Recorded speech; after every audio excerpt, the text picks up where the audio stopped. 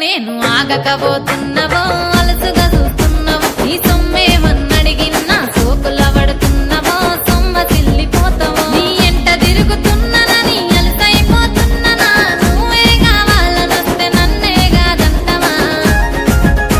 ఓ పిల్లగా పిల్లగా యహో పిల్లగా ఎంకటేశు చూడకపోతుంటవో కానకపోతుంటవో నా పిల్లగా ఎంకటేశు చూడకపోతుంటవో కానకపోతుంటవో